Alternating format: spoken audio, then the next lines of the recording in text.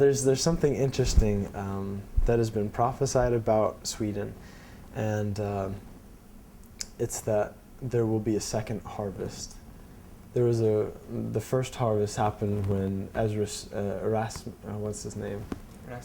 Erastus Snow, yeah, and other missionaries, the first missionaries that went over there, had a great harvest, and there was a lot of people who converted and immigrated over to the States.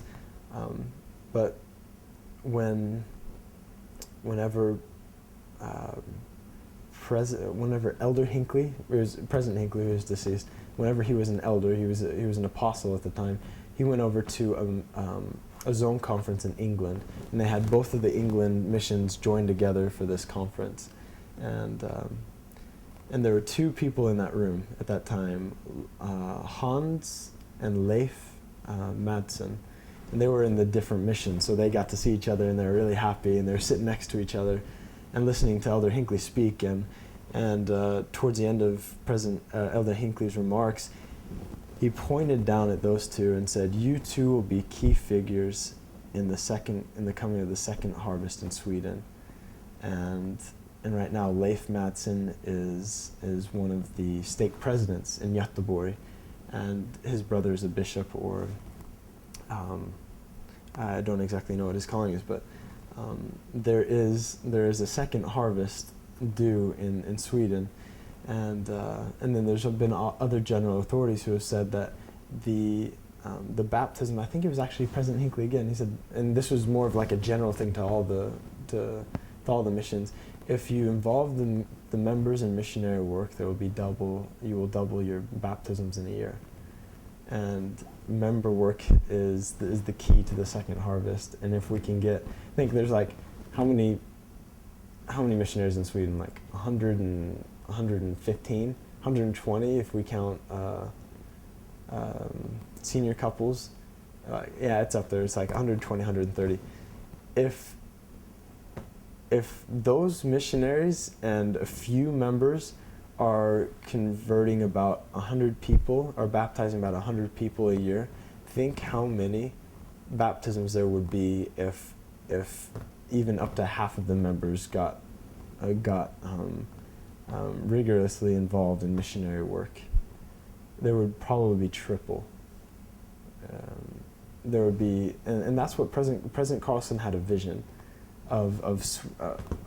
He really did understand the second harvest and how it was going to come about, and he worked really hard with the stake presidents and the mission leaders to really get everything together and start these programs, getting the members more involved, taking them out on the streets with the missionaries, taking them on a designated day to go visit their friends and really work together. And once they can get that established and work together, then President Carlson said there could be up to 600 baptisms in a year.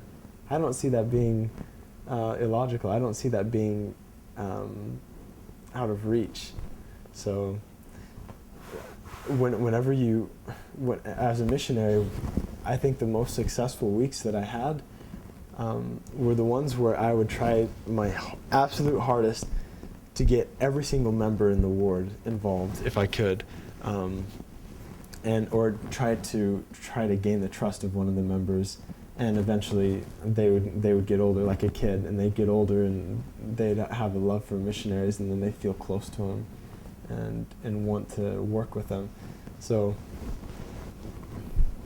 like working with the members is one of the greatest principles that there is to missionary work, because our duty is not to go out and find people to teach. Our purpose is not to go out and to go knock doors, but the purpose of missionaries is to invite others to come unto Christ, and that means extending commitments to people, teaching them towards a commitment, like reading in the Book of Mormon every day, or praying, developing a relationship with Christ, and it's really hard for missionaries to do that if they're spending 3 or 4 hours out of the day doing finding work, going out on the streets, knocking doors, having dinners with members and not getting referrals. It's really difficult for them to extend commitments. to non-members. So I think once the members get involved with that finding work on a higher level, then if they can step it up, then a lot more of the missionary work will be refined, because missionaries will be more used to inviting and committing and not having to spend so much time with the finding work that seems to not always be.